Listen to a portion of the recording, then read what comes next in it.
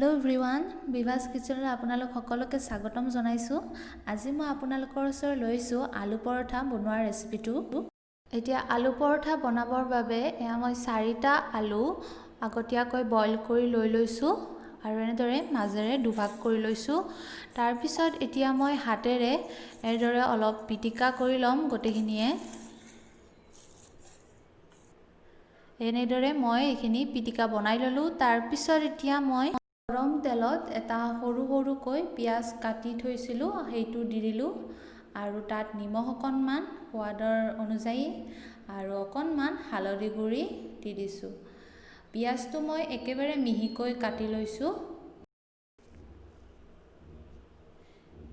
এইখিনি অলপ ভাজি লৈ তাত মই আলুৰ যিটো পিটিকা বনাইছিলোঁ সেইটো দি দিলোঁ। আলুখিনি মই এনেদৰে প্ৰথমতে ভাজি ল'ম অকণমান ইয়াতে।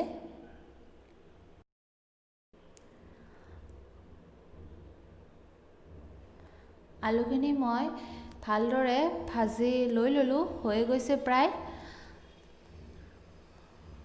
আৰু এইখিনি ভাজি লোৱা হোৱাৰ পিছত মই প্লেট এখনত নমাই লৈ ল'লোঁ। এইফালে আকৌ পৰঠাটো বনাবৰ বাবে মই ডাঙৰ বাচন এটাত এটা কাপেৰে 3 কাপ আটা ইয়াতে লৈ লৈছোঁ। এইখিনি মই এতিয়া ভালদৰে ড'টো বনাই ল'ব লাগিব আৰু তাত অকণমান নিমখ দি দিছোঁ। এতিয়া কাপটোৰে মই অকণকৈ পানী দি ভালদৰে ড'টো বনাই ল'ম।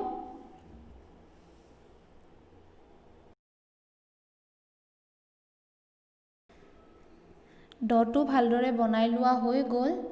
তাৰপিছত এতিয়া প্লেট এখনত ঢাকন দি মই 10 মিনিট সময়ৰ বাবে এনেদৰে থৈ দিম। আৰু এতিয়া 10 মিনিট সময় মোৰ হৈ গ'ল। এনেদৰে 10 মিনিট সময়ৰ বাবে থৈ দিলে পিছত পৰঠাটো ছফ্ট হয় খাবৰ বাবে আকৌ। এতিয়া মই এটা এটাকৈ লাডু বনাই যাম এইখিনিৰ পৰা।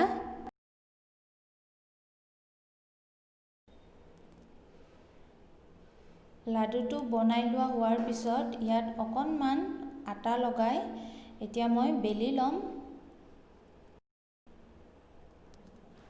এনেদৰে অকণমান বেলি লোৱা হোৱাৰ পিছত মই সেই যে পিটিকা আছিলে আলু পিটিকা ইয়াতে দি দিম অকণমান।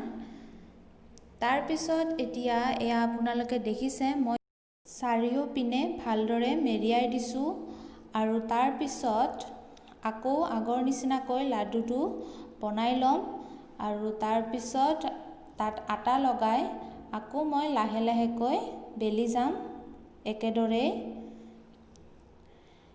বেলোতে আপোনালোকে চাব যাতে আলু পিটিকাটো ওলাই নাহে আৰু একেবাৰে জোৰ দি বেলিব নালাগে, তেতিয়া আলু পিটিকাটো কেতিয়াবা ওলাইও আহিব পাৰে।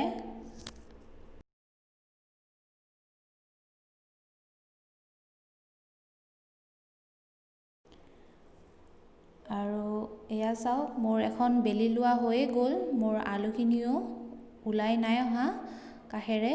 তাৰপিছত মই আকৌ এখন আপোনালোকক বেলি দেখুৱাই দিছোঁ। এনেদৰে লাডুটো বনাই মই বেলি লৈ ল'লোঁ অকণমান। তাৰপিছত আলু পিটিকাখিনি ইয়াতে দি দিলোঁ। এতিয়া চাৰিওপিনে মই এনেদৰে মেৰিয়াই লৈছোঁ ভালদৰে। তাৰপিছত আকৌ লাডুটো বনাই মই তাত অকণমান আটা লগাই এতিয়া ভালদৰে মই বেলি ল'ম এইখন।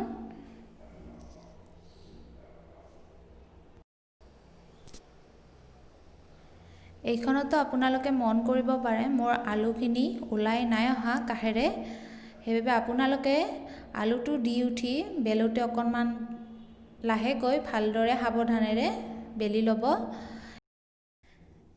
এতিয়া এয়া গৰম কেৰাহীত মই এখন দি দিলোঁ পৰঠা।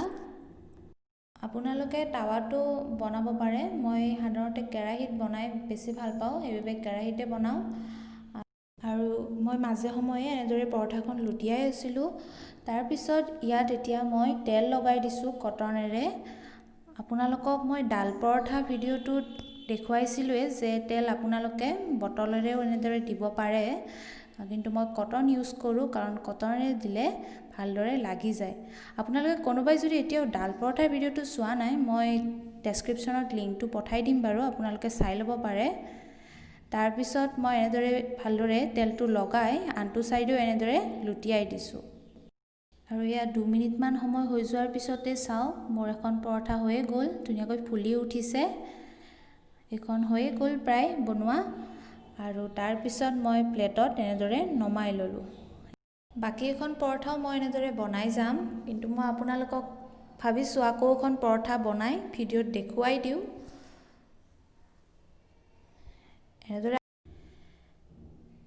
এনেদৰে আপোনালোকেও মোৰ নিচিনাকৈ কেতিয়াবা বনাই খাই চাবচোন আৰু কেনেকুৱা পায় মোক জনাব। এনেদৰে তেলটো মই লগাই দিলোঁ আৰু অলপ লুটিয়াই দিলোঁ। তাৰপিছত আনটো ছাইডেও মই তেলটো লগাই দিলোঁ, আকৌ লুটিয়াই দিছোঁ। এয়া 2 মিনিটমান সময়ৰ পিছত মোৰ আকৌ এখন পৰঠা হৈ গ'ল। তাৰপিছত এয়া চাওক মোৰ ৰেডি হৈ গ'ল আলু পৰঠা, আৰু ইফালে বুটৰ দাইল লৈছোঁ আৰু ইফালে মই বটাও লৈছোঁ।